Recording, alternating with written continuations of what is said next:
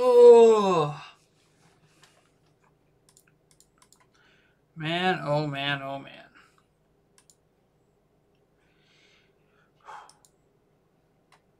How's it going, everyone?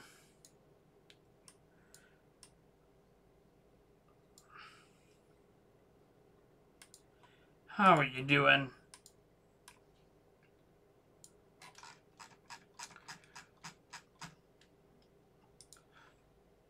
All right. I don't know how long we're going to be streaming for. Interesting.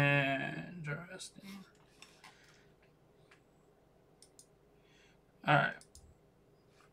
So, how's it going, Tandem, Luigi Fan 101, Raymond Legends, Caspin, Luigi Fan 101, So Awesome, I suppose, is the correct name. And anyone who also happens to be watching over on Twitch, thank you so much for tuning in. DJ Rista, Raviesta, whatever. Welcome to like a Prime News Live situation. We're going to be talking about the recent Switch sales update. We're going to be talking about all of the numbers. And in particular, I'm probably going to spend some time on the way people have been responding to these numbers, which is something I find very interesting. So, for those wondering what I'm referring to here, let me set this up in the editor here, so you guys can see what I'm looking at. All right.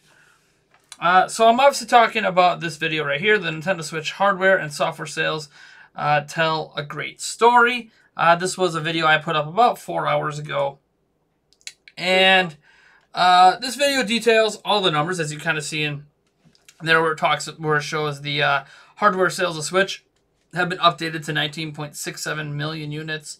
Other numbers I didn't really put screenshots up for. They're just numbers that are coming out of Nintendo's financial report, all that stuff, and also some game numbers. I have those in the video somewhere here, somewhere. A bunch of Kirby. There it is. There's some numbers. Let me actually change this from 480p to HD and full screen this. And so I know it's still a little small for you guys. But they updated their million seller chart for Switch. You know, you see Mario Odyssey at top with 11.17, Mario Kart 8 at 10.35.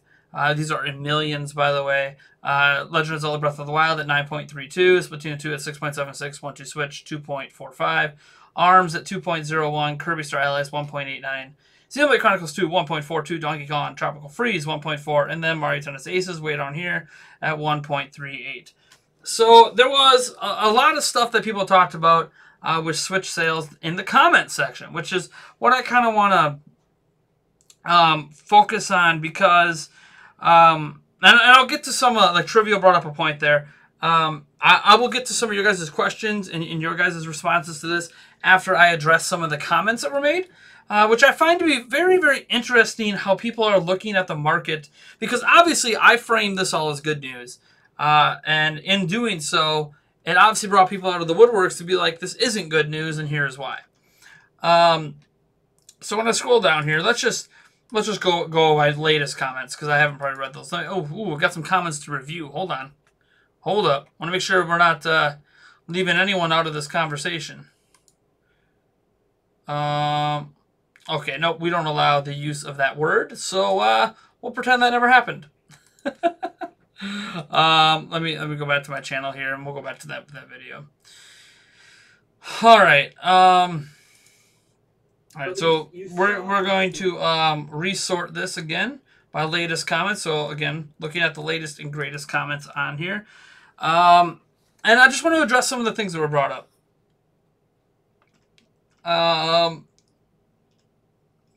Good number. So this is like Major Zero here.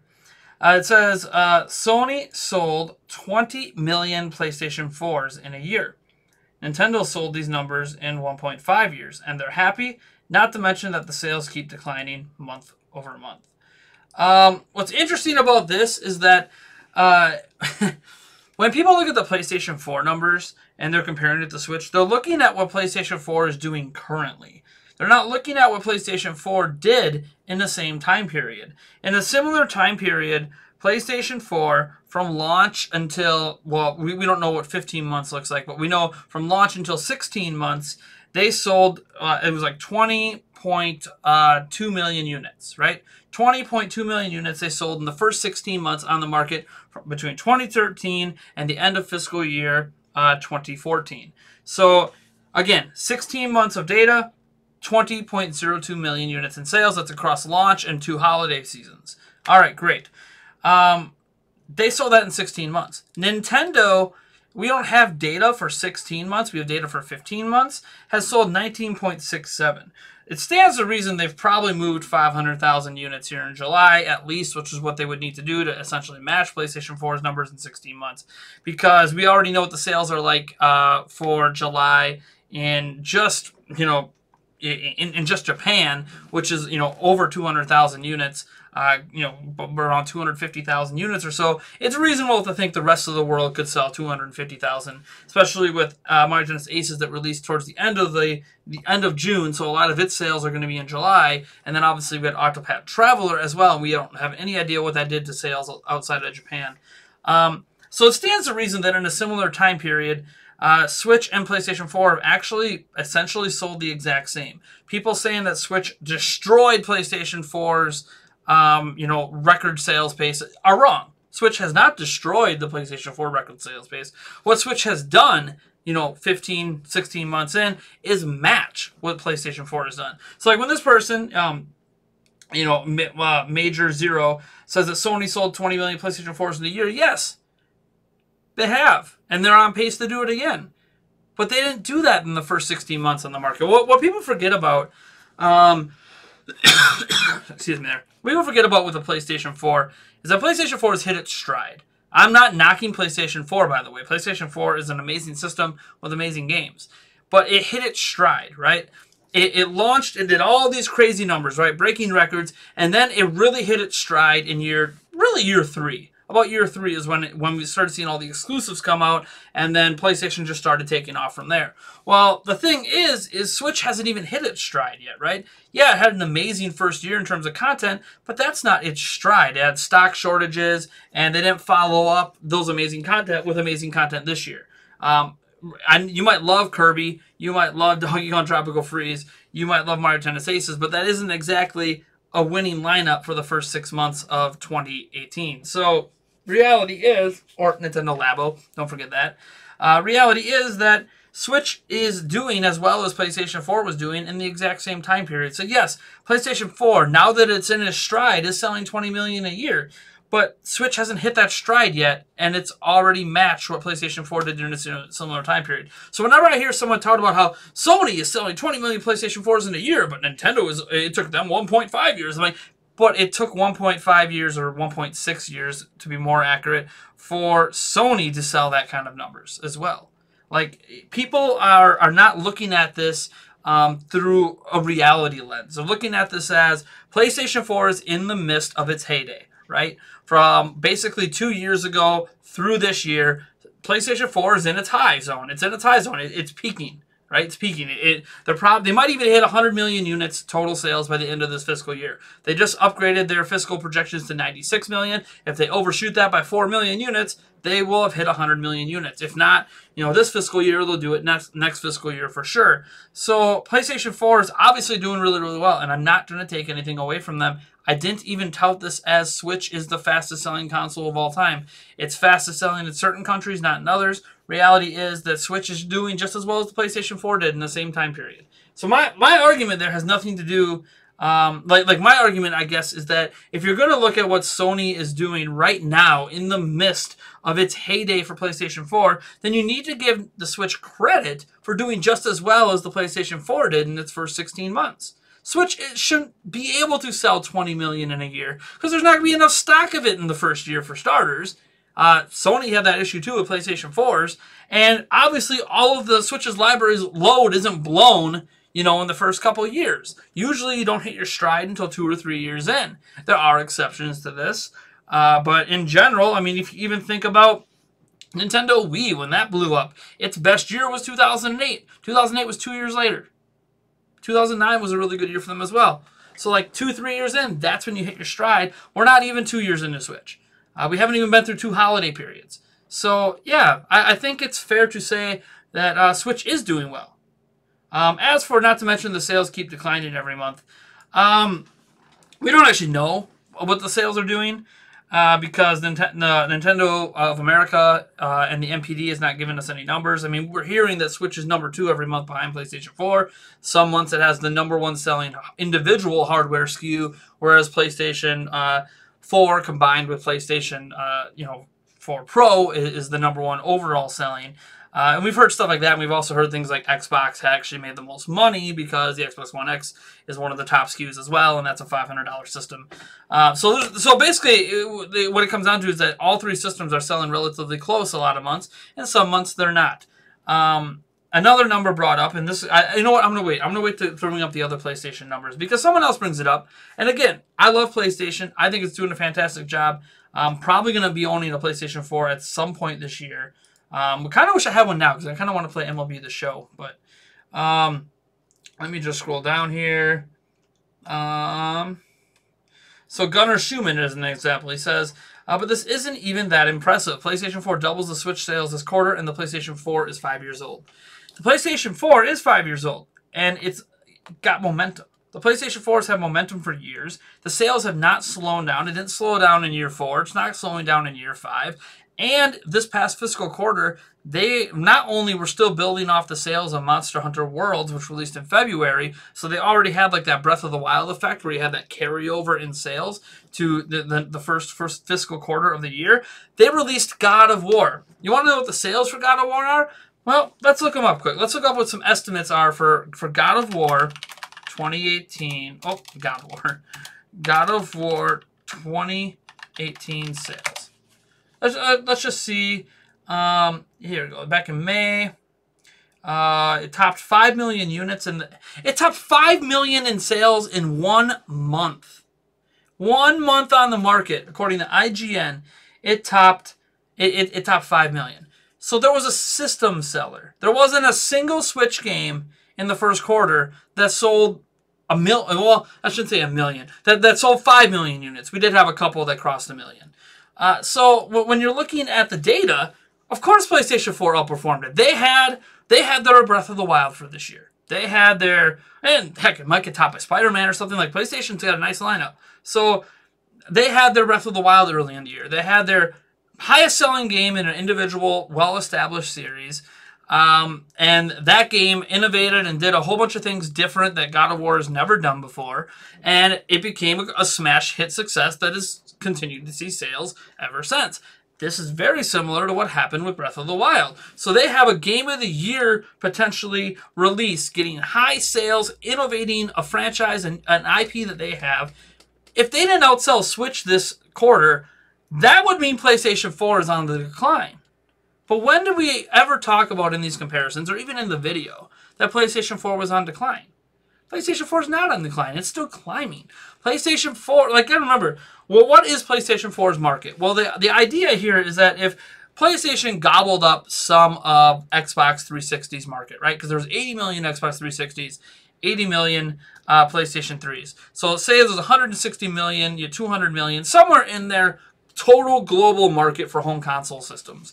Well, with the Xbox, One, we haven't had sales updates for a while for that, but the Xbox One not necessarily doing that well, that would mean the PlayStation 4 has more room to grow. PlayStation 4 could, when it's all said and done, move 120 to 150 million units. It's not crazy to think that. That's getting up the PlayStation 2 numbers, but it's possible because there isn't that direct competition that really hit in the marketplace like PlayStation has. Xbox dropped the ball, and now we have Switch, of course, which a lot of people view Switch as a handheld, love it or hate it. So the thing is, when you're talking about are the Switch sales impressive, well, if the answer is no, then PlayStation 4's record-setting pace its first 16 months must not have been impressive either. So, yeah, PlayStation 4 is 5 years old. And just as relevant today as it was 5 years ago because they keep bringing a massive library of exclusive high-quality games. Sony's doing it. Sony's delivering on the promises they didn't deliver on in the first 2 years of the system. The first 2 years of PlayStation 4 essentially was them coasting. They made all these promises at E3 on future games and didn't really deliver on any of them. In fact, it was the Xbox One actually had better and more exclusives over the first year of each platform's life. But then, year 3 happened, and year 4, and year 5. And Sony's just been hitting on it every single year. And lo and behold, PlayStation 4 sales are accelerating. PlayStation 4 sales have not hit a de-acceleration point yet. So, yeah, you could talk about how PlayStation 4 doubled Switch sales last quarter, but PlayStation 4 is in the midst of a massively growing platform that has caught up to demand and is consistently releasing high-quality exclusive games, in addition to, obviously, all the AAA, third-party games. Whereas Switch doesn't have full AAA third-party support, doesn't even have full AA support, and had 3, I guess if you count Labo, new exclusive games come out this past quarter. And none of them were what you would consider system-selling kind of games, like a God of War is. So, Nintendo, despite all of that, their sales only fell 7% year over year for the same time period. And that is easily explained away by the fact that last year, when it had its first fiscal quarter of 2017, Mario Kart 8 Deluxe came out. I don't know if you've heard of that game. Kind of a big deal. ARMS came out. ARMS is a better seller than all the games that come out this quarter. So it's just a mishmash of things. We have a new follower over on Twitch. Say hello to, I guess it popped up in the stream. I just can't read it for some reason. Or a new subscriber? I don't even know. It's not even popping up on my end now. Anyways, thank you for following us over there. All right, so that's kind of my take on that part. Let me scroll down here. There's always people talking in this little thread. PlayStation 4 is on track to sell over 100 million. It is. Like, PlayStation 4 is doing great. Oh yeah, and this person, Maru, brings up the fact that Switch is going to overtake PlayStation 4's lifetime to date sales in Japan, which is true. Japan is more of a handheld market than a home console market, so it actually makes a lot of sense for Switch to do that. The question is Switch going to outdo the 3DS numbers, which are like 24 million? If Switch outdoes that in Japan, man, that would be huge, especially when Japan is like a lot of their stuff has moved over to phone gaming. So that's a big deal there. I'm not going to address the Nintendo as a kiddie console stuff. That's something that I'm actually going to do an episode of Shit People Say, where I talk about why people have that, why Nintendo has that reputation, what it means, and what reality is, and all that stuff. We'll get into that in the future. I've done a video on that before, but we'll address it again. You got Paint Fat Purple. I think he's jokingly saying the death of the PlayStation 4 here. So that's whatever. This person says, the Switch might sell 50 million in 4 years or less.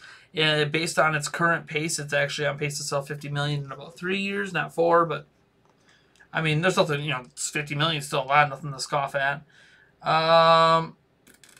This person is just criticizing my stuff. This was actually a very interesting comment because he said that I was shit talking, and then did the Goodbye Felicia thing, right? And then he talked about please listen to your video before you upload. Sometimes you contradict yourself. The next sentence is really annoying. I didn't contradict myself. At least I claimed I didn't, and he didn't give any examples. This person asked him to explain.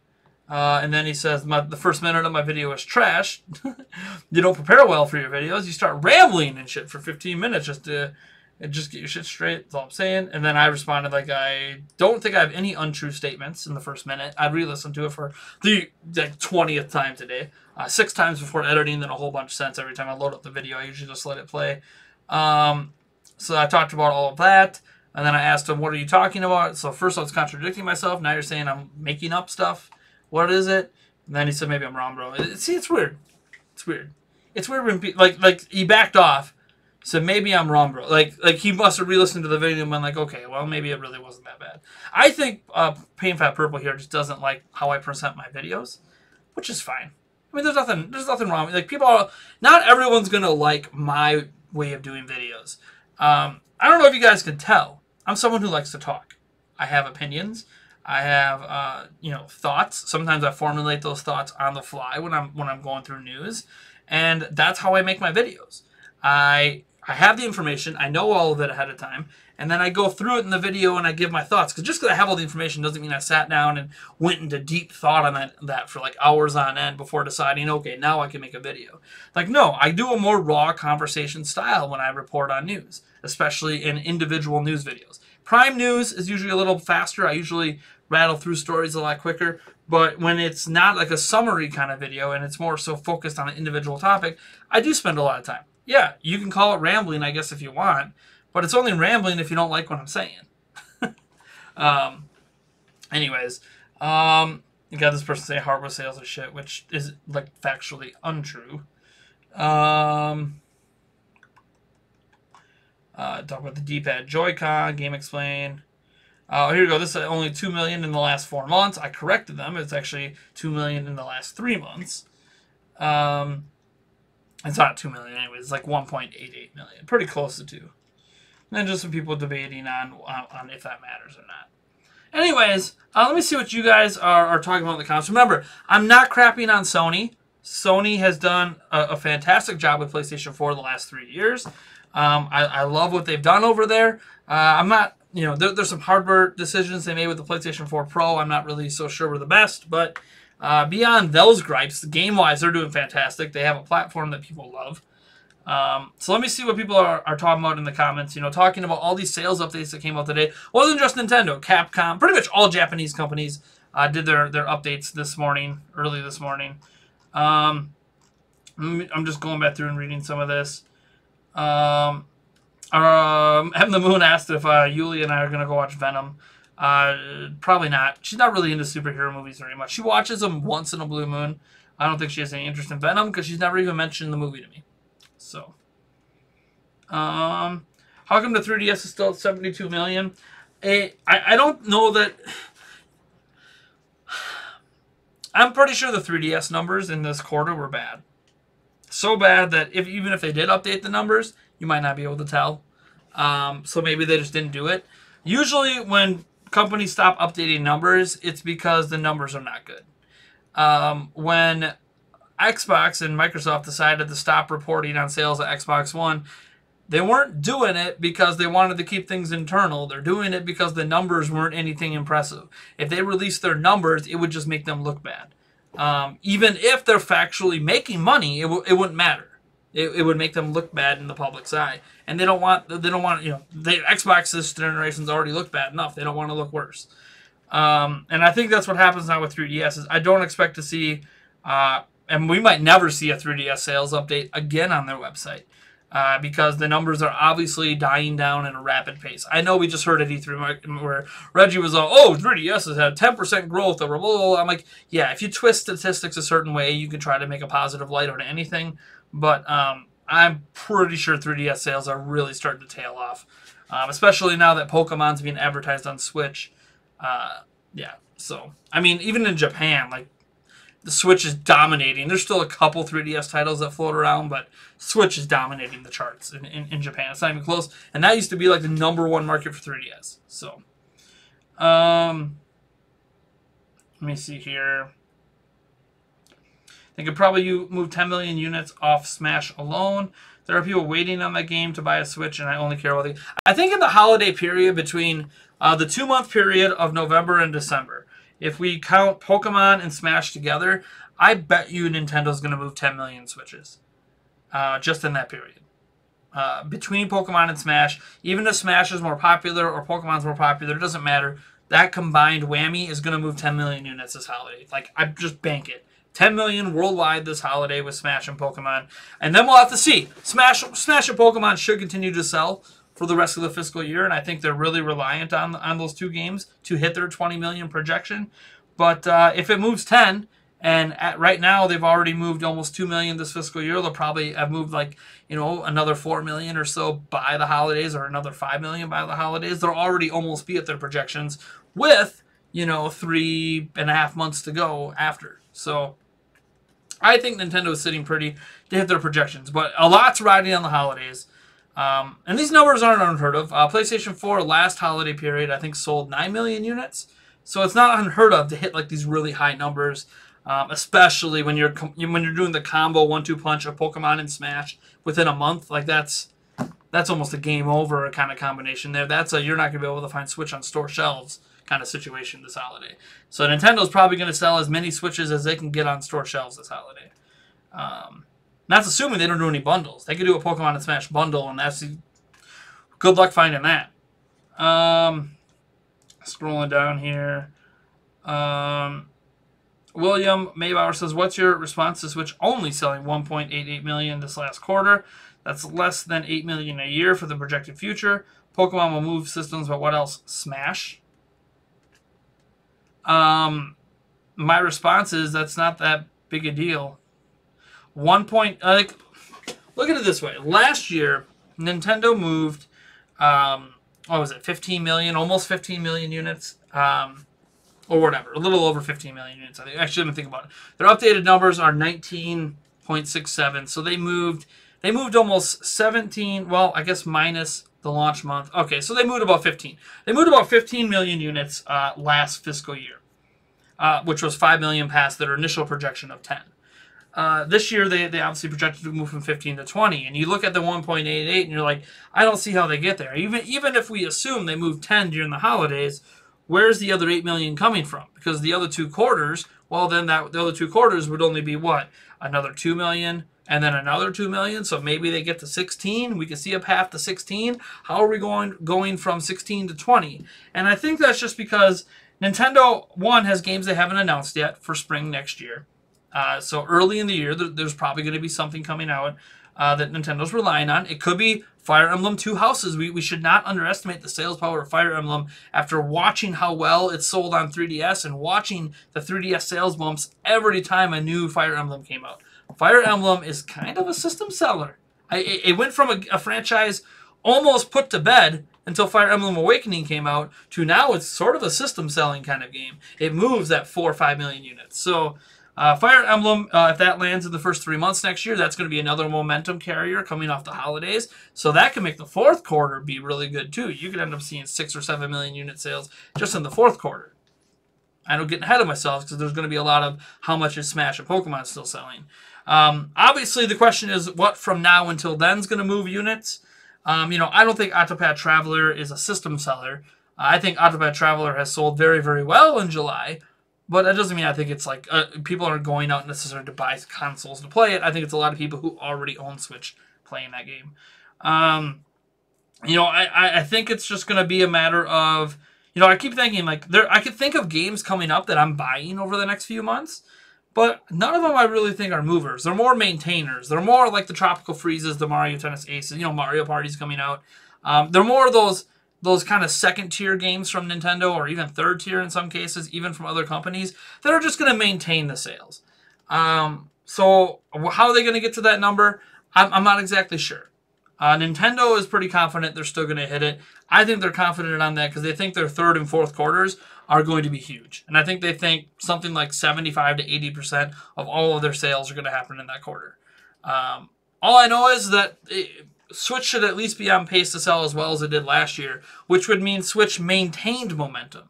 Whether or not it can continue to grow, that's for Nintendo to figure out. I don't know how they're going to hit those figures.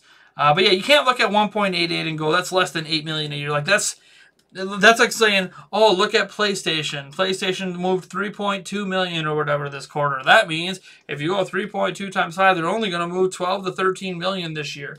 And really, their projections are selling 14 million more in addition to what they've already sold.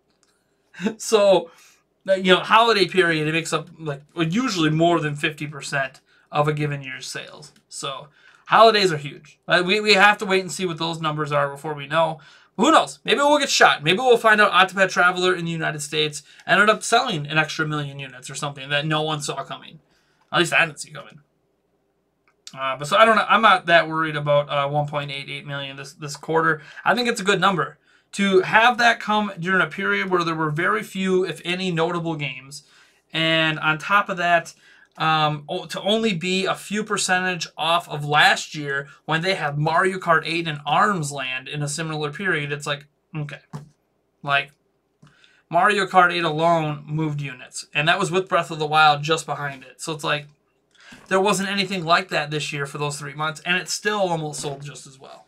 So I view it as a massive positive that they were able to come close to those numbers despite not having any big hitters. The question is, do they have any more big hitters moving forward? Nobody knows. Blink Avatar dude obviously popping in. Sony is more successful! Quit damage controlling!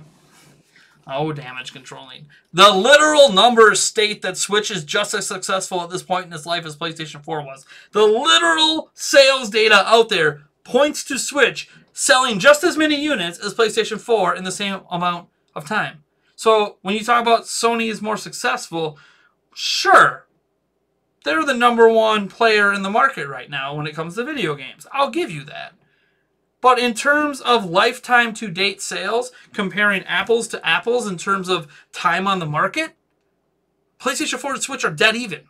So we don't know if Switch will ultimately sell more units than PlayStation 4 long haul, or if PlayStation 4 is going to hold on to that crown, or if PlayStation 4 sales going to start dropping off a cliff when they start talking about PlayStation 5. We don't know. We don't know where this is going to end up. All we know is right now, Switch is sold just as well as PlayStation 4 in the same amount of time. We'll have to wait and see what happens after that. You can call that damage controlling. I just call that a fact, a fun fact. Anyone who wants to trash on Switch's sales, then you need to be trashing on the first 16 months of sales for PlayStation 4 too. Because if this is crap, then I guess PlayStation 4's first 16 months was crap too. Fastest selling systems of all time. Like literally Switch and PlayStation 4 are tied for the fastest selling systems of all time worldwide. Like they have the exact same numbers. It's crazy. So what is there to be worried about right now?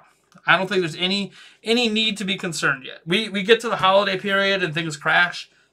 Now we can start talking about, I don't know how Nintendo's going to recover from that. Let's see here. Scrolling down.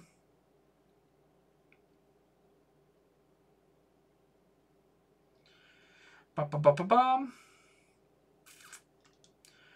Lots of people here. I got a lot of people watching. Sorry, I know I'm way behind in the comment section. I'm sifting through some of the old comments and trying to catch up here, see if there was any points brought up I want to address. I'm not going to talk about the Hori directional D-pad Joy-Con because I haven't tried it, so I can't really tell you much. I can tell you some of the issues it has based on some of the reviews and some stuff out of Japan. But I haven't used it myself, so there's no useful information I can give you over someone like GameXplain that went hands-on. Now, if that is something that you guys would like me to go hands-on with, let me know. I can order one. I can try it out and give my thoughts. But right now, I don't have any thoughts on it. I mean, I wish it had Bluetooth. I'll tell you that. I wish I could use it with this thing. I wish I could use it with this. But you can't always get what you want. If Nintendo would just make an official one, that would solve everything. But of course they're not going to. And also the official one would be $40, not $25. But can't wait for Spider-Man. Yeah, Spider-Man looks good. Do you guys see that leaked footage I got out there from a press event where they were supposed to be playing a demo, but for some reason they were playing the full game. So like footage that's not even supposed to be shown off anywhere close to now technically exists on the internet, and you can find it somewhere and watch it. Man, Spider-Man looks good. Spider-Man might be a game that you just say, you know what, it's worth picking up a PlayStation 4 just for that game. I'm gonna reserve judgment till reviews start coming out and I go a little hands-on with some demos myself, but Spider-Man, man, looks like a very great game.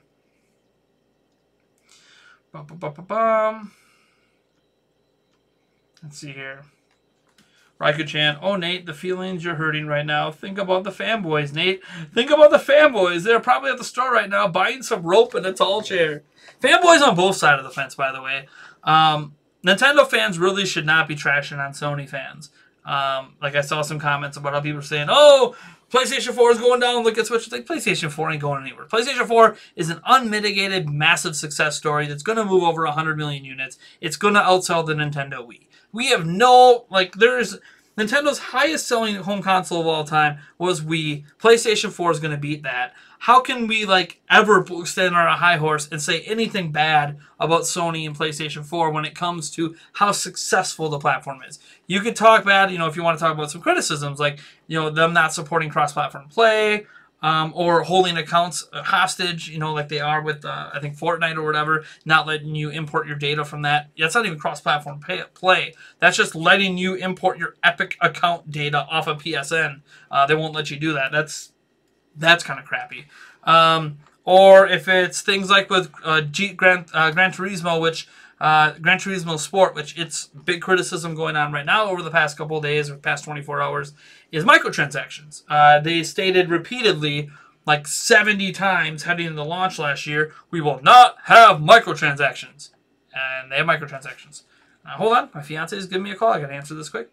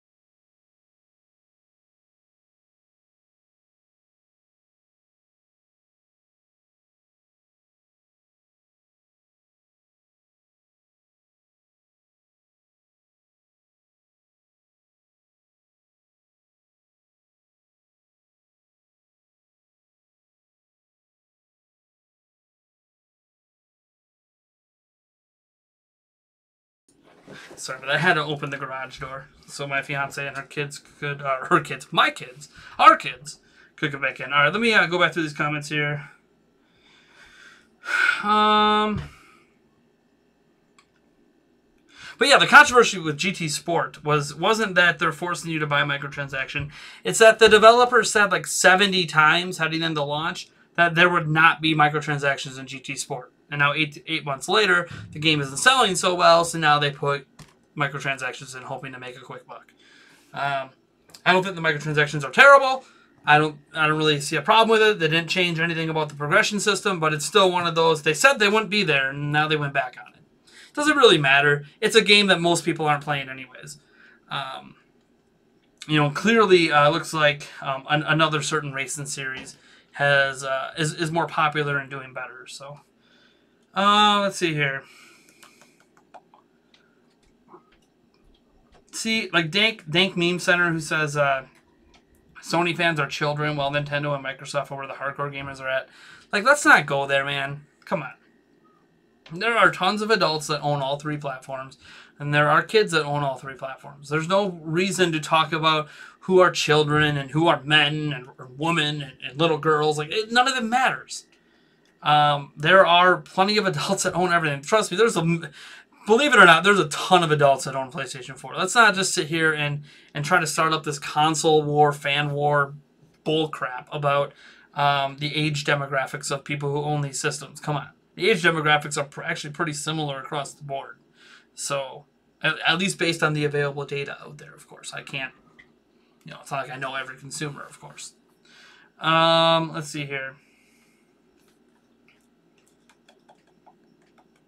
Same with Rayman Legends. Is like Nintendo and Microsoft fans are mature, unlike Sony. I think the only reason that Nintendo fans have that reputation about Sony fans is because you guys are letting people like Blank Avatar Dude and other select Sony fanboys, I guess are the best way to say it, get under your skin. Don't let, like, a handful, say 5 to 10 people, don't let them shape your opinion of the 80 million plus PlayStation 4 owners. Like, don't let a very, very tiny, minute group of fanboys ruin the reputation for 80 million gamers. Like, don't do that. Don't let that happen. I mean, come on, just don't do that. And especially when I've watched way more than just 10 Nintendo people bash on Sony and bash on Xbox. Like, let's not do that. Let's not go there. Don't let the select handful of fanboys that seek out other people to make them mad shape your opinion of the fans of those systems. That's a bad way to go approaching any discussion when it comes to fan bases. Anyways. Let me scroll down here. Not talking about the directional pad since I have no direct experience with it.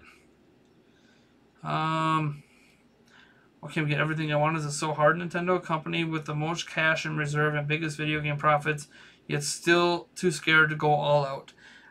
But the thing is, they got those big cash reserves and they had all those big video game profits by going the direction they did with Wii and DS.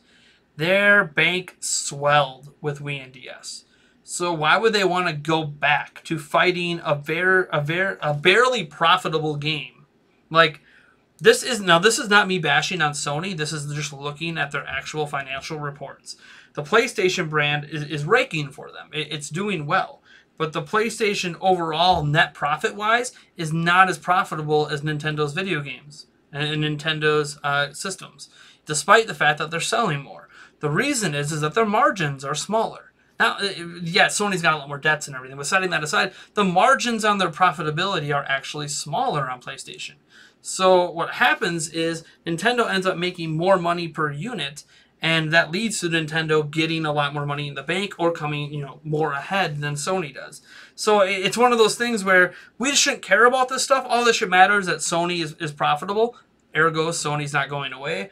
Ergo, if you love Sony products, they're going to keep doing more of that. And Nintendo's not going away. Ergo, if you really love Nintendo products, they're going to keep going that way. So, like, when you talk about how, man, they should just go all out and make this 4K, amazing, epic, top-of-the-line system. They have all the money. You're right. They have the money to take that risk, but why would they? Why would they? Going that direction, as Sony and Microsoft are proving, even when you have sales success, is not an extremely profitable way to go. They are going for the low profitability to get the hearts of gamers, and at least for Xbox and PlayStation, convert them to PlayStation Network and Xbox Live fans where they get that recurring revenue. That's the big money maker. The big money maker is recurring revenue. It's not that single purchase of a console. For Nintendo right now, their big revenue makers are like the purchase of a console, the purchase of their software. They are now going to be getting into paid online, and once they see the recurring revenue from that, I wouldn't be shocked if 5 years from now they up the price of that online service, because that's the race right now. The race is to get as many people subscribed to your service as possible, because that recurring monthly and yearly revenue is way more important. But yeah, I don't really think there's anything bad here going on with any. None of the 3 systems hate each other. They all have their high points and their low points. And I think Nintendo's fine. I don't think we need a third system that does the exact same thing as everything else just because Nintendo's on on the front of it. You can let Sony and Microsoft do that, or Google, who looks like they want to get in the game, or Amazon, or whoever. Like, let those people, let those high-end tech companies fight over that stuff. And ultimately, that's going to create better platforms for everyone. Let Nintendo focus on markets that are being ignored.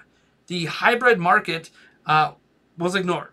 So, like, Sony attempted to sort of go after it with Vita, but they didn't do it in the right way.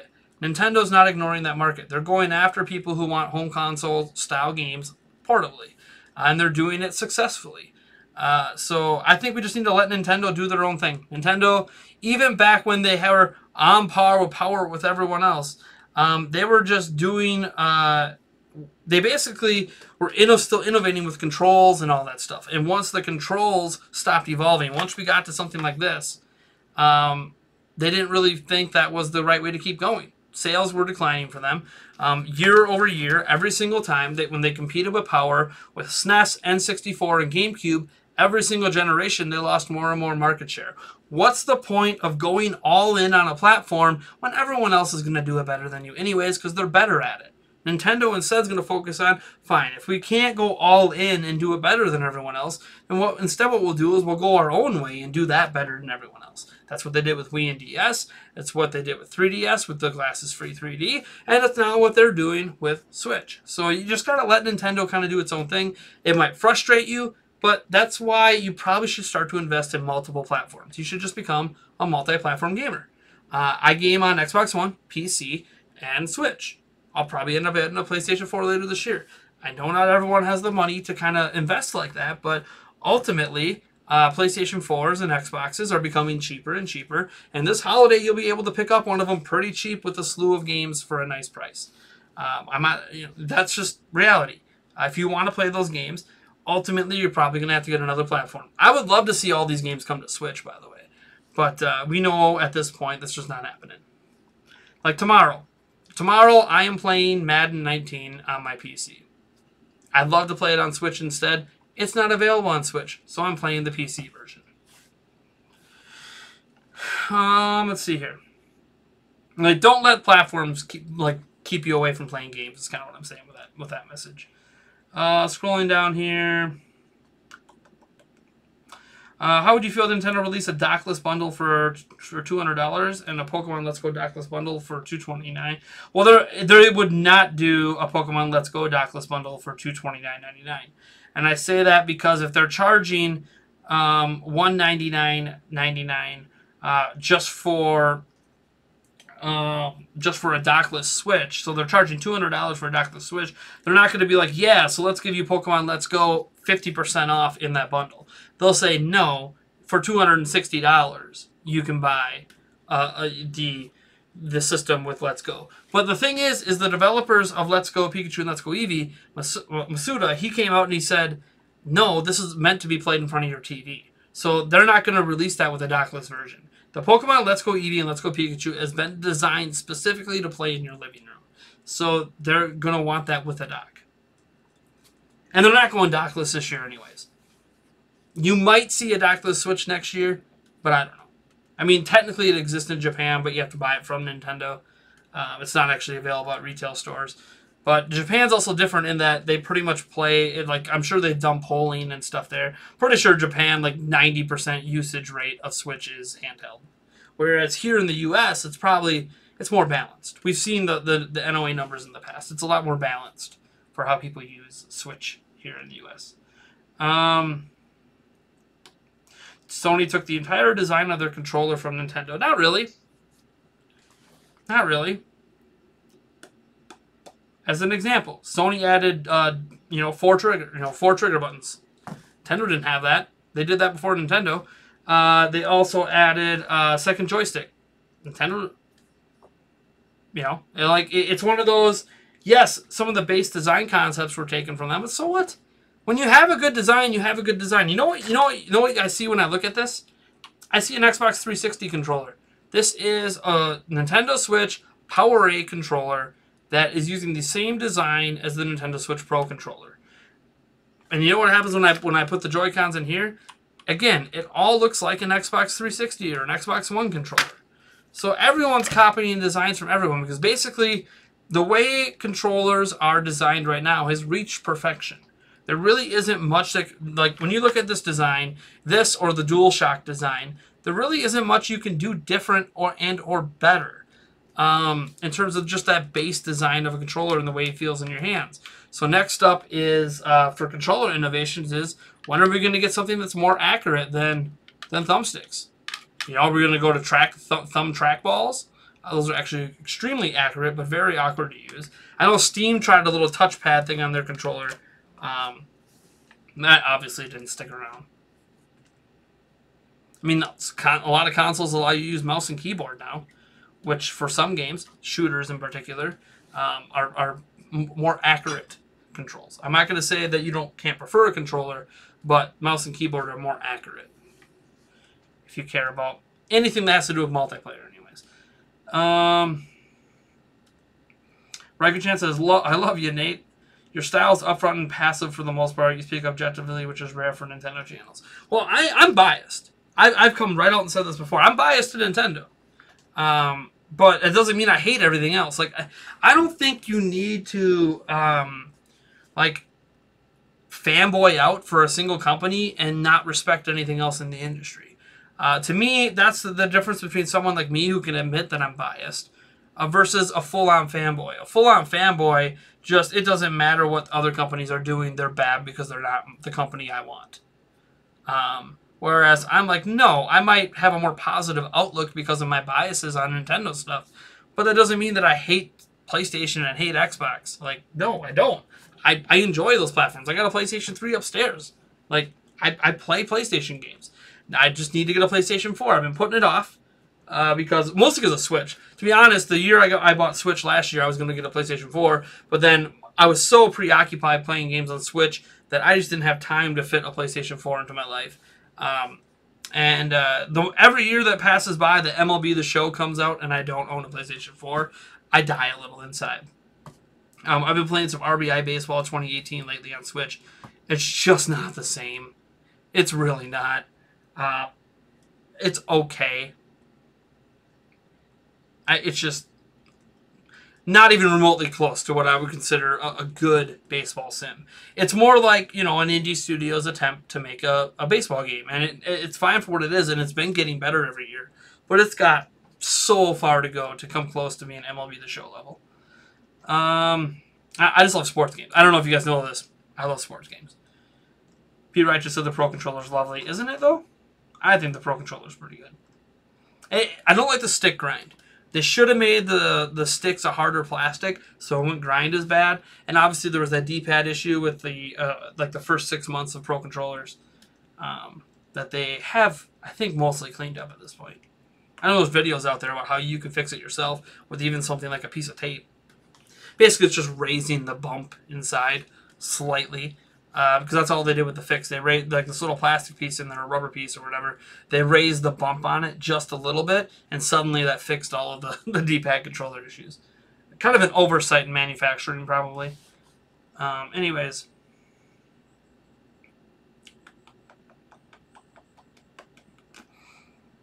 Oh, man. Blank Avatar, dude, I'm going to have to put you on timeout. Because he's just inciting console wars.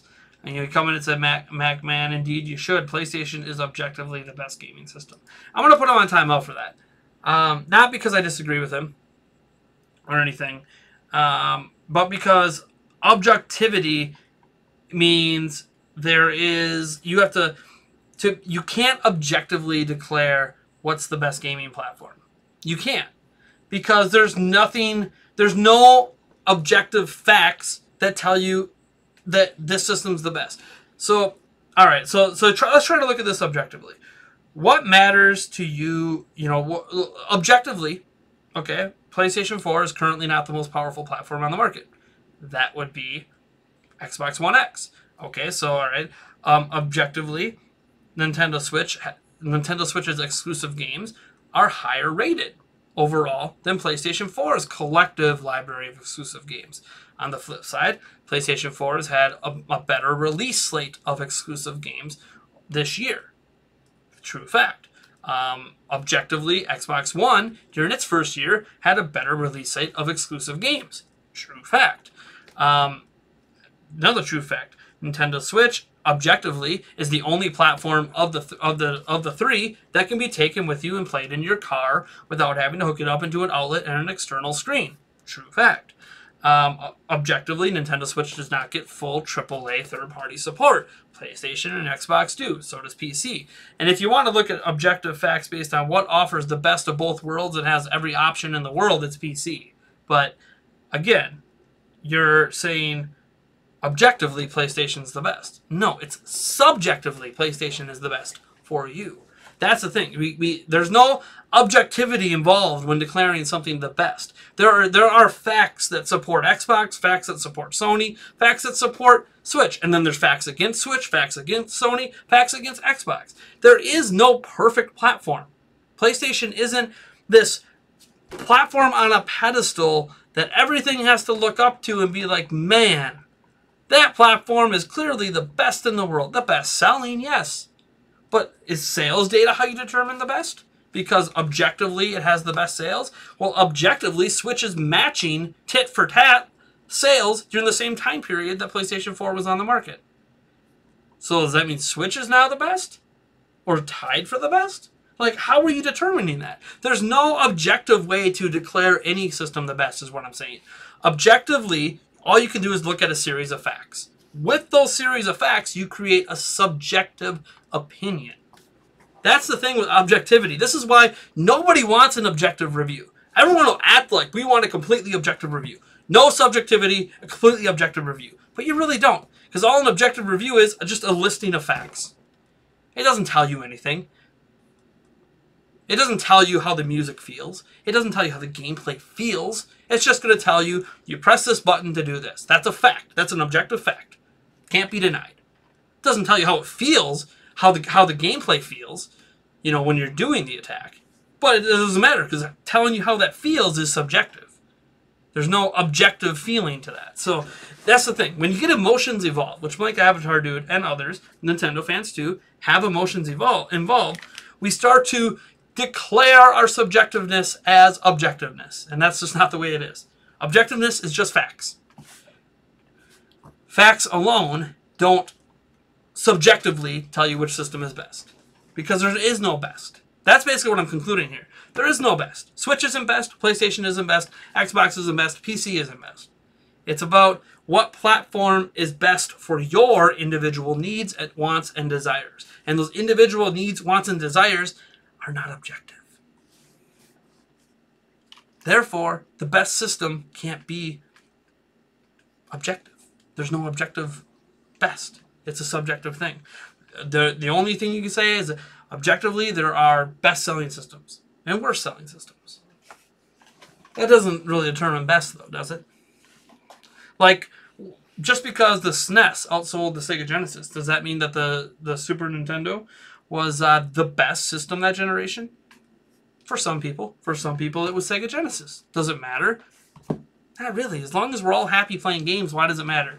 Like when Blake Avatar Dude and other people come in and try to rain on Nintendo fans' parades, I'm always like, why? What are you getting out of this? Because you highly enjoy the platform you're playing on. In this case, Blake Avatar Dude, you know, really loves PlayStation. You highly enjoy PlayStation. I'm not taking anything away from your enjoyment. Go enjoy PlayStation. But why do you have to try to take enjoyment away from others? That's what I don't really get. And this just happens with fanboys in general. I don't really get why we have to try to take the happiness away from other people that are enjoying their platforms. There are tons of people that enjoy Xbox. Why should I tell them they're wrong? They're not wrong for having fun. Man, my kid really liked going down this slide. Well, I think this slide over here on this playground is better. The twisty slide is better than the fast slide, in my opinion. Well, according to my kid, he prefers the fast slide. I prefer the twisty slide. Oh, man. Objectively, because more people go down the twisty side's a better slide. Like, it's just about subjective natures and what we all enjoy. Like, why do we have to argue about which slide on the playground is the best? They're all different. They all serve different purposes. And they all have their audiences. Xbox included. And obviously, you know, I'm acting like Xbox is in last place. It's technically in second place. Probably will end up in last place. But, well, I don't know. I mean, it's hard to know if it'll be in last place because by the time I think Switch ends up passing it in sales, we'll be talking about Xbox Scarlet or Xbox 2. And, you know, you have to be fair because Switch is actually Nintendo's second crack at this generation, where Wii U was their first. So, I mean, not that, I don't know. Do generations even matter anymore? I don't even know if that's even a thing. Because technically Nintendo the Switch is a next generation system. But does it really matter? I don't know. It doesn't really matter to me. As long as we're all playing games and we're having fun. Let me scroll down here. Let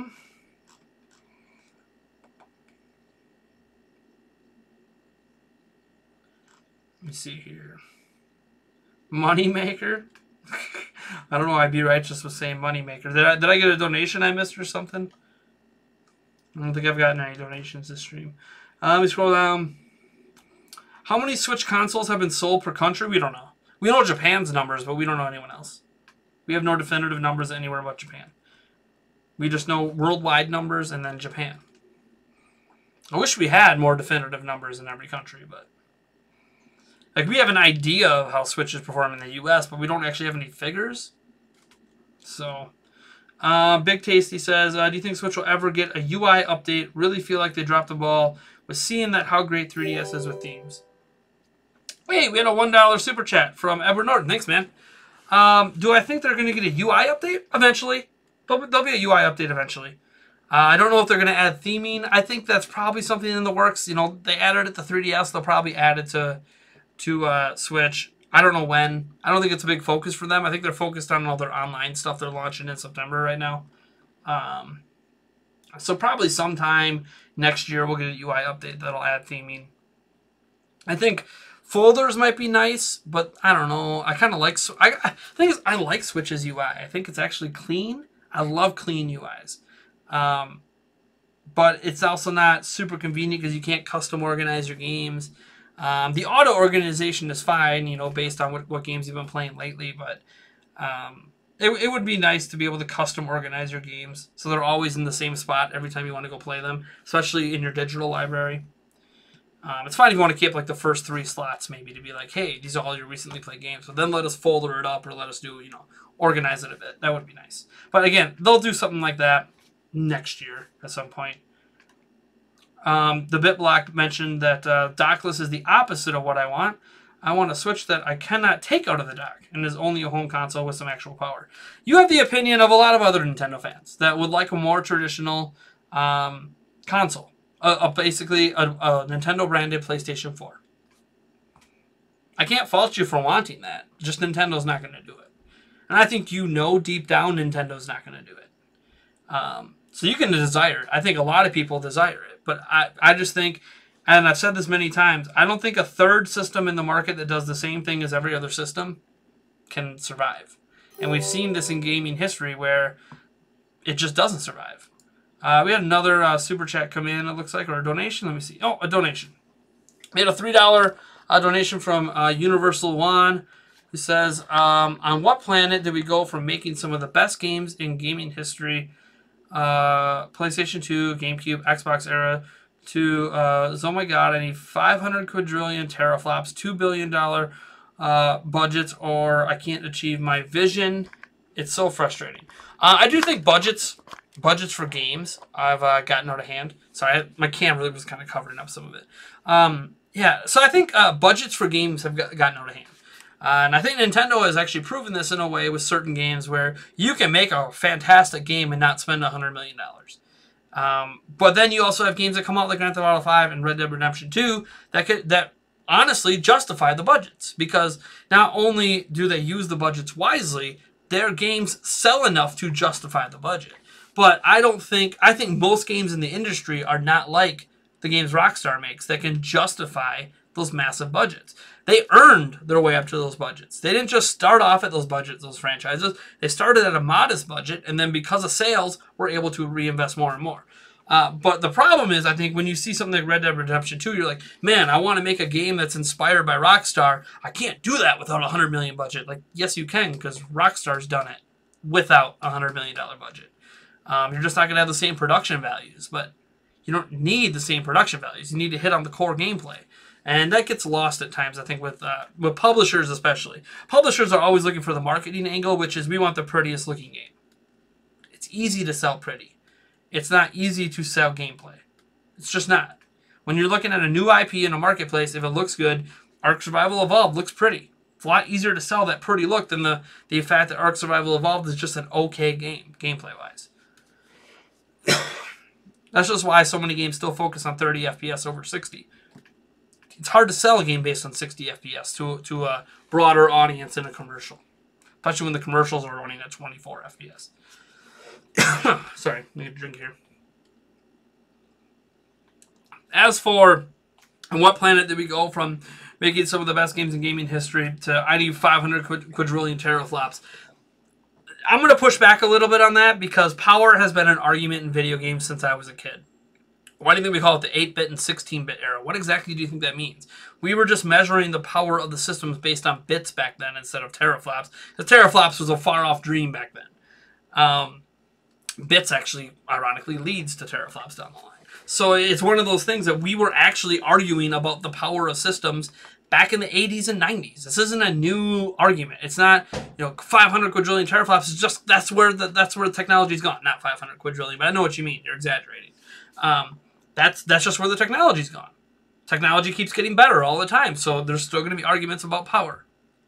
That's been in, the arguments back then between the Atari and the NES, and then the SNES and the Genesis. A lot of those arguments were based on power. And then there was the arguments of N64 versus PlayStation.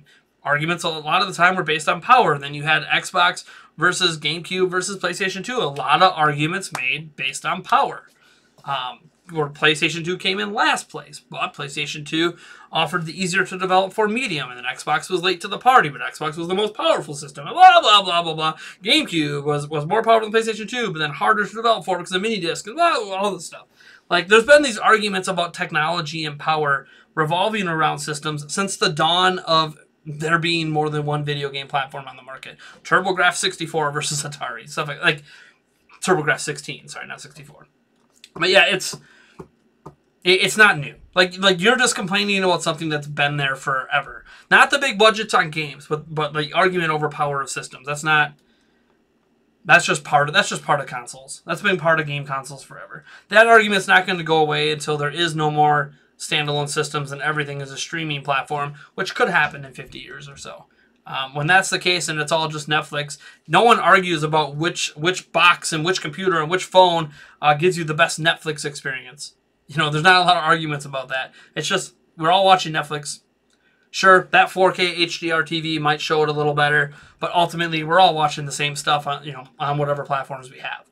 And if and when gaming ever gets to that point, then you'll see the argument on power go away because there's nothing to argue about anymore. Everyone's playing the same stuff on whatever they have. I think that's the goal, the long-off goal that Microsoft might be trying to do with Xbox Scarlet even, is like, hey, we want to eventually get it to where everyone just plays whatever on anything. But we're still a long ways off from that being a reality. Until then, console wars based on power are still going to exist. Let me see here.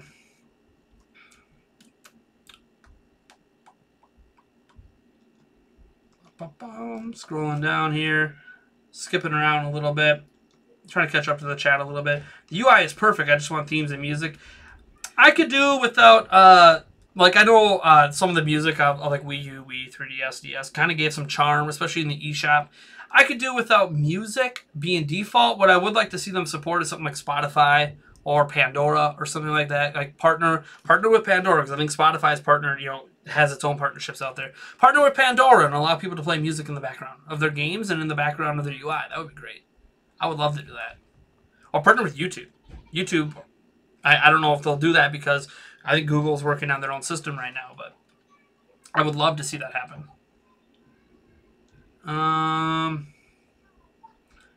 Nintendo will not break it. What are you talking about? I guess there's a lot of conversations going on that I can't, that I don't know, because there's just so much chatter. Doesn't help that it doesn't look like we have any moderators around right now, so it's just me. So there's probably a lot of stuff slipping through the cracks that I wouldn't allow during our day streams. Mac Main said, I love good graphics, but Wiseman said, if it's not fun, why bother? Yeah, my opinion is that graphics and visuals can enhance everything. But the everything needs to be there before the graphics and the visuals can make a difference. So the core gameplay and the core mechanics need to be there and need to be awesome before any sort of visual element will offer any form of enhancement, in my opinion. Now, I'm not talking about physics and stuff like that. Like, obviously, physics can play a role beyond just visuals, even though it's a visual thing we see on screen. A lot of the things that are happening are calculations behind the scenes that aren't necessarily a visual element. You add visual elements to the reaction of the physics code. But, yeah, visuals are a very important thing. Frame rates are a very important thing, but there are things that are more important that get lost sometimes. In the discussion. Some of it's because a lot of people think that gameplay has gotten to a point where most AAA games that come out are pretty good. And for the most part, when it comes to gameplay, in general, most AAAs that come out, gameplay-wise, most AAA games, gameplay-wise, are pretty good. I mean, we're not at the point where we're getting Superman 64s, right? Like, we're getting every AAA game that comes out is generally a decent experience gameplay-wise. It's just a fact. It's very rare a AAA game comes out and then gameplay-wise is terrible. Even as, like, there's a reason standards have risen for what good gameplay is. It's because across the board, AAA gaming has just exceeded prior standards. So, because of that, we have to raise the bar on what those standards are. I don't know if we need to do that, but that's just what happens. So I think that's why there's so much emphasis on visuals you see today, because gameplay-wise, things have kind of hit that point where, like Ark Survival Evolved. I said it's just okay, but just okay is way better than what a lot of AAA games used to be like, gameplay-wise. So we've kind of reached that point where it's harder to stand out gameplay-wise than it is visually. I think we've reached kind of that point. Doesn't mean it can't happen. It's just not as common. Like, how does Breath of the Wild stand out, visually and gameplay-wise in comparison to other open-world style games? Like, it does stand out, but not every game can pull that off, right? Like, having played a bunch of open-world games, there is this feeling across several of them where things start to feel kind of sort of the same gameplay-wise. But somehow Breath of the Wild did it different. Why is that different? Why can't other people make it unique and different like that? It's tough. It's tough. I do not envy game developers trying to make new games and new IPs and stuff like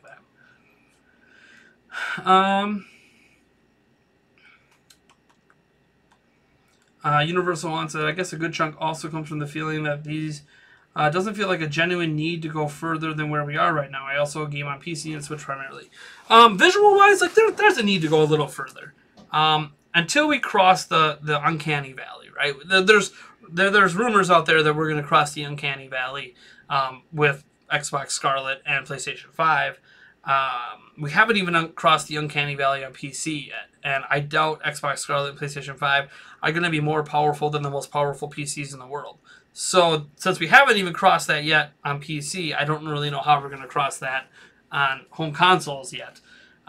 Uncanny Valley, for those who don't know what that is basically where we reach the point where visuals in a game, reactions in a game, everything about the game, when you look at it on your screen, you cannot tell the difference between that being a video game and this being real life.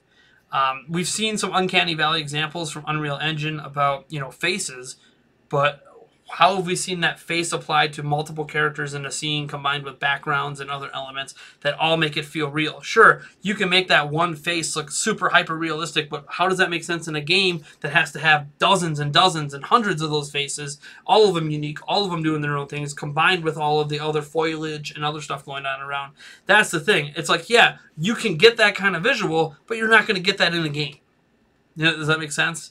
Hope that makes sense. So it's like, there's still a ways to go. We're not to Uncanny Valley yet. We are at a point where certain visual styles don't necessarily benefit from more power in terms of visual standards. You could say something like I'd say Super Mario Odyssey, right? You could put Super Mario Odyssey in 4K. It looks crisper, but it doesn't necessarily look better. Like, it's not a noticeable jump of, oh my gosh, this is next gen. Like, no, it looks good. It looks cleaner. I like it. But honestly, it doesn't look like vastly superior to what Switch is offering at 900p or whatever, 720p. It just looks a little bit better. And a little bit better is nice. I like a little bit better. But a little bit better isn't enough to be like, oh man, the Odyssey visual style would so benefit from more power. Maybe the physics would. Maybe they could do more with the physics, but... let's see here. Lots of chalk. I'm glad you guys are chatting a lot in the comment section. I'm going to check Twitch quick. Make sure I didn't miss it. Oh yeah, we have some people talking over on Twitch. Aiden Smith02 asked over on Twitch, what's my favorite Zelda terms in terms of art style? Ooh, that's a good question, because I get a lot of what's your favorite Zelda. It's Breath of the Wild. What's my favorite in terms of art style? That's interesting. Because you got the Twilight Princess more realistic approach. You got the Wind Waker's kind of whimsical, dreamlike, obviously cel-shaded style. You've got Skyward Sword that kind of bridges the gap there and has that more artistic approach. You have Ocarina of Time and Majora's Mask, which between the two, I kind of like Majora's Mask a little bit better, even though I know it's the same art style. But something about Majora's Mask and just the dark cloud that's over all of it, I just like a lot more. And the visuals seem to match that. Then obviously you have things like the Minish Cap or Phantom Hourglass or A Link Between Worlds and Triforce Heroes. And then obviously the OG sprite stuff like A Link to the Past. There's a lot. See, I like individual elements of a lot of them. I'd probably have to say Wind Waker. Just for how unique it was and how, yeah, despite Phantom Hourglass and Spirit Tracks coming after, we haven't really gotten a full game like that again. And plus, when they released the HD version, my gosh, does it look amazing. It's a timeless art style. And I think that's one thing I like about it is that it's timeless. I don't think Breath of the Wild's art style is timeless. I don't think Skyward Swords is timeless. I don't think Twilight Princess's art style is timeless. But the Wind Waker's is. The Wind Waker is, maybe you want to argue in the Wind Waker HD they put too much bloom in. I understand that. But in general, HD, the Wind Waker, is always going to look good no matter what generation you're in. And I really like that approach. I like that approach to a game that no matter how old it gets, it's always going to look great. And there's not a lot of games that can say that. And the Wind Waker is one of those games that can. So that's a good one. Aiden Smith also said, the lack of major Switch games this year impacted sales. Yeah. I mean, that's the thing. It could have sold what PlayStation 4 did if it had even one impact game come out. But it didn't. Go with the grace of Haven, Nate. You downgraded Fire Emblem to only 2 houses. Nintendo sold 250 million units of hardware with the Wii and DS combined. Let that sink in. Yeah, 250 million units. I know. The most successful generation ever. Yeah, stick grind is real. Yep, and the Pro Controller. Switch seems to do best in Japan, US, and France, from what I've heard. That's what it looks like. Nintendo will make a traditional console again when they think they can do something different with it. I don't think they're ever going to go back to traditional consoles. I think you might see an Xbox Scarlet streaming-like device from Nintendo before you see a traditional console again. I could be wrong on that front, but I think that's kind of where they're going with that. Thanks so much for your guys' comments over on Twitch. It's always nice to see a community we're not as large in still chime in. Our Twitch community is growing, every single week, so not as fast as YouTube, of course. We don't do standalone videos on Twitch, but we can. Twitch actually supports uploading standalone videos now, but we stick to YouTube. Game Over Jesse chimed in. Hey, man, welcome to the stream. I saw you for a brief moment, and then my screen jumped. I don't know if you're still here. There it is. If visuals and frame rates were never important, we would never get new console generations. We would still be playing 8-bit with amazing stories. Graphics matter, or new consoles would sell. Yeah, like I said, visuals matter. I would never argue that the visuals are not important. There are things that are more important, but visuals enhance everything. And I mean, there's a reason beyond video editing that I have a 4K gaming PC. Like, yeah, I can have my cake and eat it too. So can you. You're just not going to get that with Switch. So with Switch, it's what sacrifices are you willing to make to be able to take that experience on the go, or maybe dock it. Like for me, is my TV experience tainted by the fact that most of the time I play in docked mode, it's only on a 32-inch TV. If I played it more on my giant 65-inch 4K TV, would I think worse of the games? I don't know. I don't play enough on that TV, mostly because I don't have a second dock right now. But let me tell you, if Madden was on this thing, I'd be on that TV all the time. Instead, I have it on PC, which means, yay, I'll be playing it in my office. Let's see here. What's a teraflop? Oh, jeez. Is it a trillion flops or something, or a billion flops? I can't remember. I don't even know why I'm guessing. I shouldn't guess. I used to be able to know the answer to that. I actually had when I was in college for programming stuff, we actually had to learn about it. I used to know that answer. What a flop means. What a teraflop means, I should say. It's just a measurement of performance.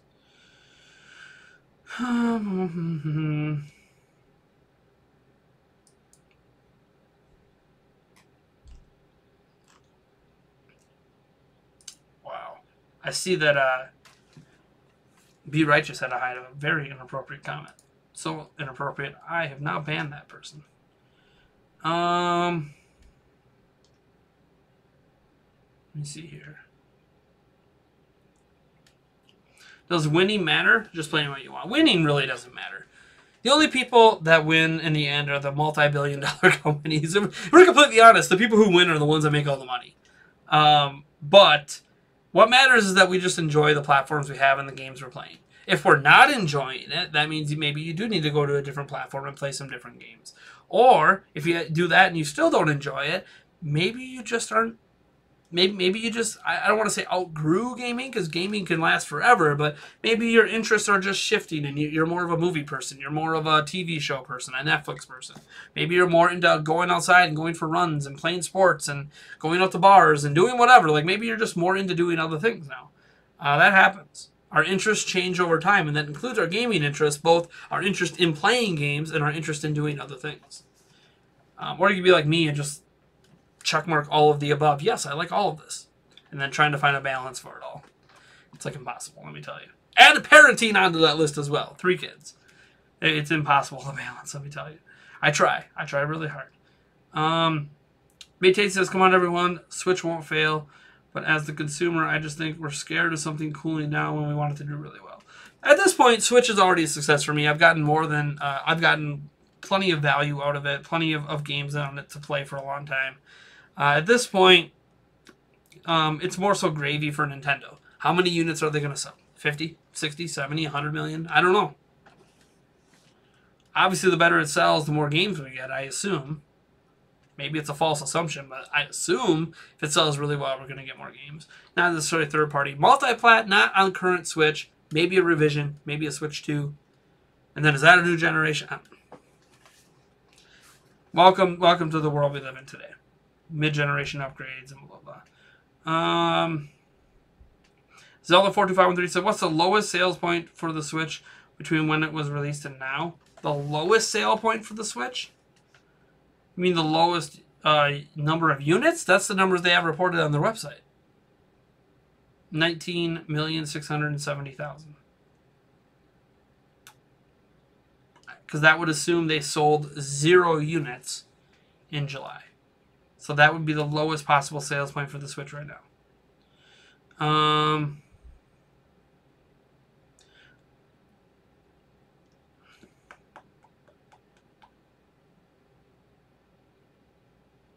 Who thought that? Did someone say that Xbox 360 and PlayStation 3 were at rock bottom? They sold 80 million units. That is not rock bottom. Just because we hit 100. Like, that's the best Nintendo's ever done. Nintendo would wet their whistle for 80 million units every generation.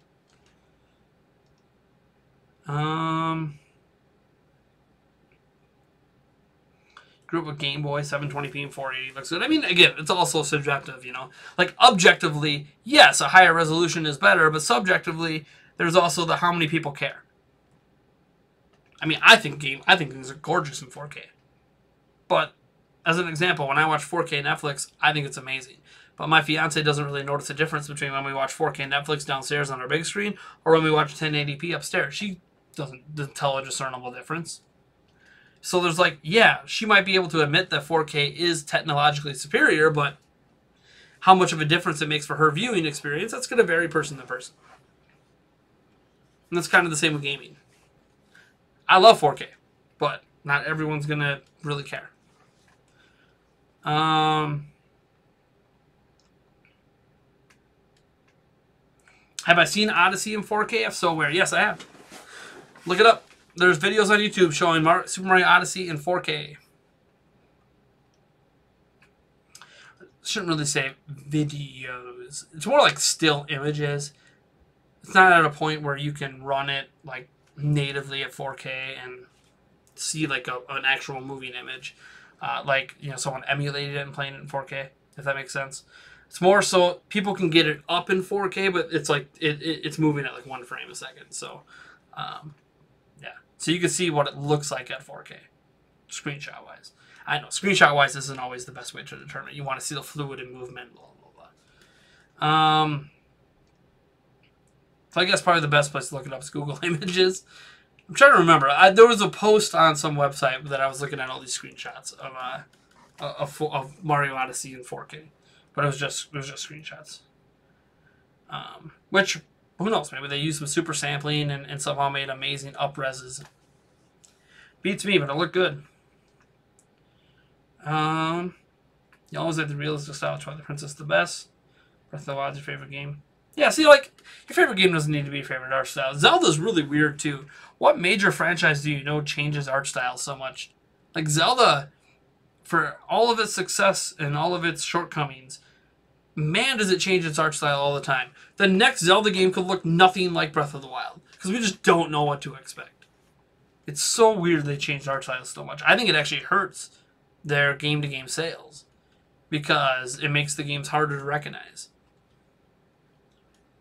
I mean, not for hardcore fans, but for, like, casuals, or not even casuals, just consumers that are looking on a shelf. Man, I played Breath of the Wild, and they see this other Zelda game come out, but it looks completely different. They'll be like, that's not like related to Breath of the Wild at all. Why would I pick that up? It is. It's the sequel. Let me see here.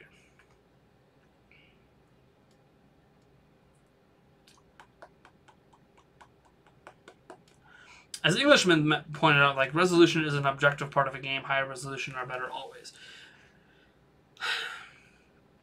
Objectively, a higher resolution and a higher pixel count is better than a lower pixel count. But subjectively, not everyone cares enough about that higher pixel count. Like, that's the thing. I talked about that a little bit. It's like, yes, objectively 60 FPS is better than 30, but there's a lot of people that think that experience 60 and experience 30 and think 30 is perfectly playable, which means that to that person, 60 FPS, while it's better, isn't a noticeable bump in performance for them. They just perceptually can't like feel that difference between 60 and 30. It's hard for me to imagine because I can feel it, but they can't. It's just like what I talked about with 4K Netflix and stuff like that. I can tell the difference. It doesn't mean everybody can. So, like, yes, objectively it's superior from a technological standpoint, but from an actual consumer use case, it doesn't necessarily mean that the individual user has to care if it's in 4K, 1080p, 720p, 480p, whatever. That's really going to vary user to user. And on screen quality, and on the type of screen, and how big or small the screen is.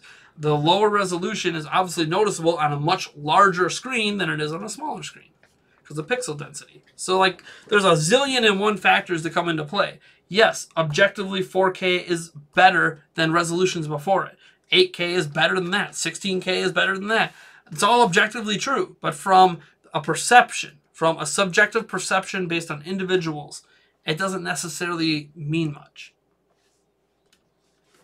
That's why when people say that they can't notice 4K or they don't care about 4K, it's because when they look at a 4K versus a 1080p, the differences in quality are just not something they care about.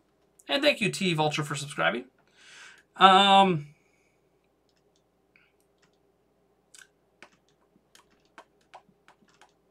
I'm watching the stream in 144p. Isn't it crazy how low quality you could set the streams to? Got to be able to run it even on people's dial-up, man.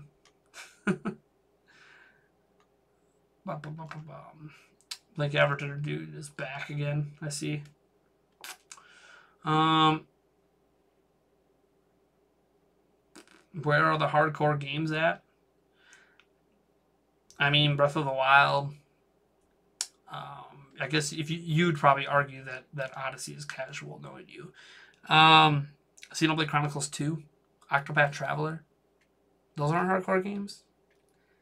Seems to me they're pretty hardcore, based on my own experiences, anyways. Bayonetta 1 and 2 just came back out on the platform. Like, those are hardcore games. Wolfenstein 2 and Doom. But that's alright. That's the thing. Like, it doesn't really matter. There's great games on all the platforms. So, it's so weird. It's so weird watching people that push these console war agendas.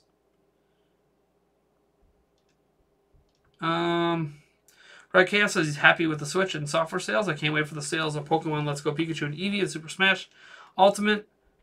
It'll sell like hotcakes. I think so too, but we'll see.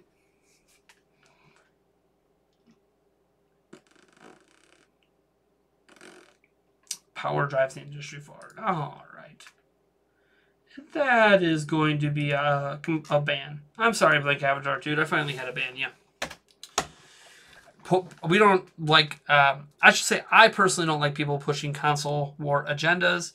And it's your subjective opinion that power pushes the industry forward. It does in some regards. It doesn't in other regards. There are other ways to innovate within the industry that aren't necessarily power related. Motion controls is an example. Virtual reality. It can be improved with power, sure. But actual virtual reality, just the use case of virtual reality, isn't necessarily a power game. So, there are other things that matter besides just power to push the industry forward. Power is just one of many, many aspects. And, ironically enough, Nintendo has actually every generation released a more powerful system than the past generation.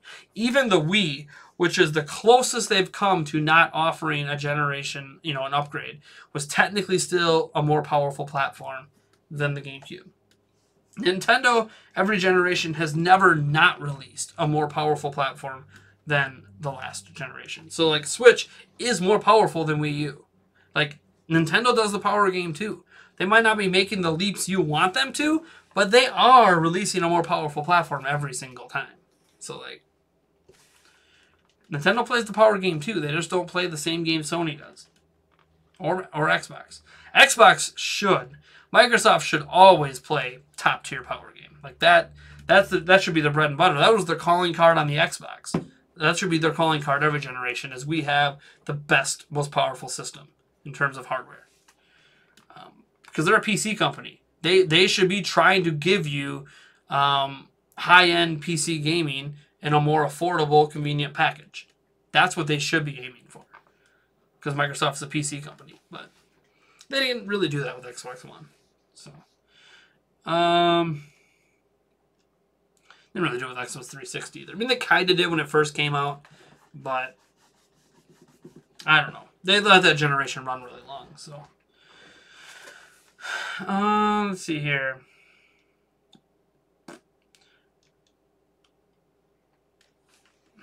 Portability is a gimmick. Portability can't be considered a gimmick. It's been around since before the Game Boy. You guys remember when you used to be able to buy that little portable American football game that was like this big. Like it was just this huge chunk. It had like these little lights on it. And you would have to like move these little notches to like run your player with the ball to try to get past like a couple other players and get to the end zone. And it was really difficult to figure out if you were doing a rushing play or a passing play, or difficult to do the defensive things. But if you figured it out, you could actually dominate at it. And that was a portable gaming machine. Like, portable gaming at this point cannot be considered a gimmick. It cannot. You could call the gimmick. I think with Switch, if you want to say anything is a gimmick, is Nintendo calling it a portable home console. You could say that part, the advertising might be gimmicky. But the fact that the system is portable, the portability factor is not a gimmick. It's a highly desired feature set that has consistently been one of the best-selling feature sets every single generation that there's been a portable platform. I mean, we focus so much on the 150 million DS sold. What about the 80 million PSP sold at the same time? 70 million for, 70 plus million for 3DS. And that's just the DS and 3DS. This isn't counting Game Boy Advance and the Game Boy era. Like, the 80, 100 million plus there. Like, it's crazy. Handhelds have always been massively popular and massively desired. And portable gaming is the whole reason, that part of the big reason that smartphones blow up is portable gaming. Portable gaming is huge. It's the largest market in the world. It's just owned by devices like this, for the most part. But portable gaming is not even close to being a gimmick. Anyone that always argues portable gaming is a gimmick, it's like, no, it's...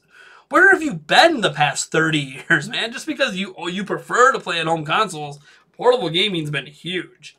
In fact, for Nintendo, it's always been their biggest market. It's not the NES, it's not the Wii. Their biggest market's always been portable platforms. Their portable platform systems have consistently outperformed their home consoles every single generation. There's not one generation where their home console outsold the portable platform. So it can't be a gimmick. In fact, you can make an argument that being portable is actually the future of gaming, because that's the thing that isn't going away. It's evolved a little bit, but portable gaming is more popular than it's ever been. I'm actually curious, too. I can get the Rainway app on here and stream Madden from my PC to here. I actually want to try that out. Madden 19 when I can play it tomorrow. I might try that out. You can't. The Rainway app is not on Switch yet. Nothing I can... I wish it was on Switch. Just to try it out.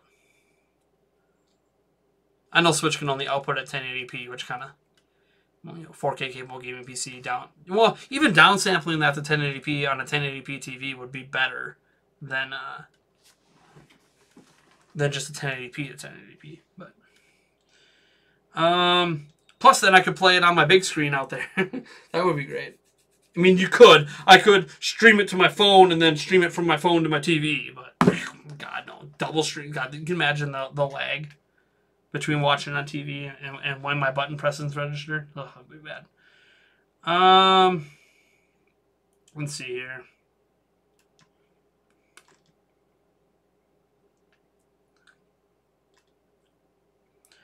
On Nintendo Prime, I was trying to get a genuine sense of where he was coming from with his opinion. He acted like Nintendo personally wronged him in some way. Was trying to get to the core of the hate. Yeah, I've been trying to do that with that Blink Avatar dude for a while. I've given him a lot of leeway on the channel. There's other people that stretch the boundaries at times. I'll give you an example. Englishman for You. He stretches the boundaries a lot. Bordering on pushing console wars and pushing hate versus trying to be critical in a positive way.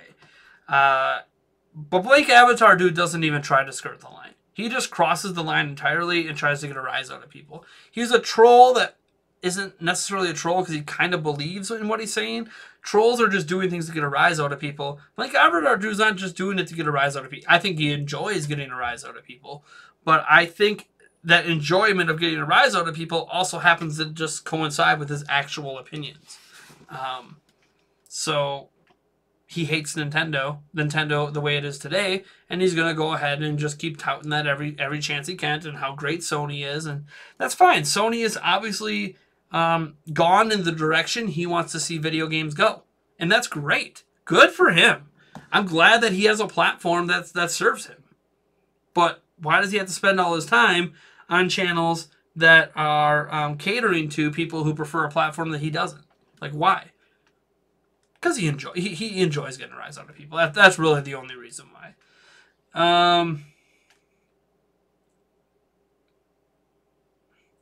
Sony makes more IPs than Nintendo because Sony pay companies for games. Sony pays companies for some games, obviously, to publish them. Nintendo does too. They publish Octopath Traveler. But Sony actually said this on Twitter. Sony admitted earlier this year that they do not make as many games as Nintendo. And they said they cannot possibly compete with Nintendo's output of games, which is true. So instead what Sony focuses on is a smaller amount of games that are of higher quality. So they try to beat Nintendo on quality, which you could argue they do. In some regards, God of War, Spider-Man, both look fantastic this year. Uncharted, blah, blah, blah. So Sony tries to go for a smaller amount of games that are higher in quality, spread out in a more consistent release slate. Like, Nintendo nailed it last year, right? You had your Breath of the Wilds and your Xenoblade 2s and your Odysseys and your ARMS and your Splatoon 2 and Mario plus Rabbids and also like a bunch of brand new Switch games just hammering last year. But you know, would Mario and Rabbids and Xenoblade 2 benefited if they would have released, instead of releasing in between like Odyssey and Fire Emblem, Warriors and stuff like that? What if they would have took Xenoblade 2 and Mario plus Rabbids and instead made Mario plus Rabbids a January game and then made Xenoblade Chronicles 2, which needed more time in the oven anyways for frame rate issues, make that more of a March game?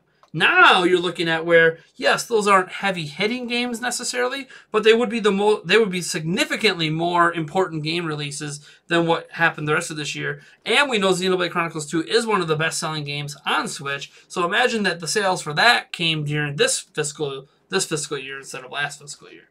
Because I don't think Xenoblade Chronicles 2 moved units because it was in the wave of Mario Odyssey. Whereas if Xenoblade 2 was spaced out a bit more, it could have actually helped push a little bit of extra sales. So it's one of those, Sony does a better job pacing their releases than Nintendo does. Nintendo has a pacing issue when it comes to their major games. And as awesome as that first year was, it also led to this 6-month dry spell where we didn't really get, I guess, a major game till Octopath Traveler, maybe? And then our next one is what? The next closest is Super Mario Party, maybe? I mean, Starlink Battle for Atlas is what I'm excited for. It's multi-plat, though. So, Sony does a very good job at spacing their games out. That's what I'll say for them. And they get full AAA support, which helps them space their games out because it doesn't feel like they have significant game droughts because they also have all these big AAA games coming up. They have Madden hitting on the platform next week. Switch doesn't. Sony doesn't have any other major game coming up, but Madden's going to be there. Madden's going to sell well. Like, Sony's got a lot easier job to balance things in general. I also just realized that I still have that comment. Oh, I never transitioned that comment section away. It's been up this whole time. Let's see here. If y'all console fanboys want to talk about what's the best console, it's PC. I think I mentioned something about that before.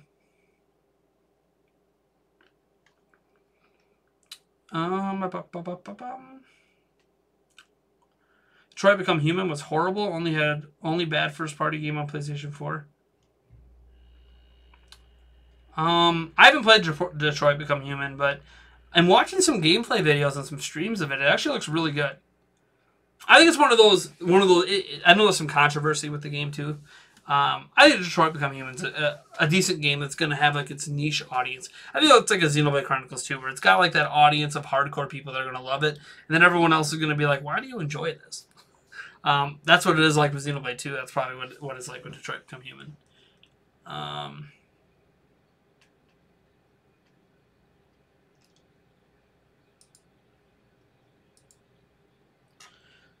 Like Avatar Dude tried to come back with another account. It has the blank Avatar Dude. That's what trolls do, though, right? They have a zillion accounts they come back as every time you get rid of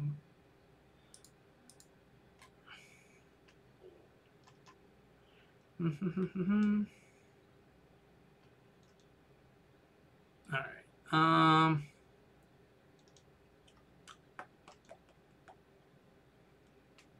Guys, don't mind like Avatar Dude. He'll probably come back as another account. He's probably got like several hundred of these. He's been banned at a lot of different channels. And always comes back. No, I think Avatar Dude doesn't get a second chance. Once I decide someone is banned, that's it. They're done. Like Englishman for You, if I find out you're one of the people that I permanently banned in the past, you will end up being banned as well. But when I know it's a person I already banned, no. But we don't do second chances.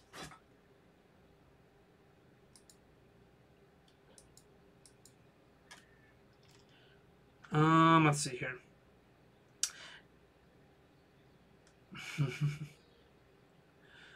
I would laugh if it suddenly came back as a pro Nintendo. That's spouting the same stuff. Would that be funny? That would be a little hilarious. You'd still get banned, but it'd be funny. All right. I think that's going to do it. I'm caught up with the chat. We talked a lot about Nintendo and all the silly comparisons of PlayStation 4 and Power and blah, blah, blah. Tomorrow, around noon or 1 p.m., we have a Central time, by the way. We do have our Q&A, so that's when you guys can get all your questions in. I know I didn't answer some today, but our Q&A is literally chock full of me answering like hundreds and hundreds of your questions, as many as I can get through within a 1 or 2 hour period. This was a little bonus stream today. I do have to get some other video content done and some other stuff done and take my kids out to the swimming pool, stuff like that, because it's like 88 degrees out right here right now, which is the hottest it's actually been for a couple weeks, so it's a good day to go swimming. Anyways, thank you guys for tuning in. We had a lot of people coming in for this one. I figured we would, based on the responses we were getting on that latest news report. But bye.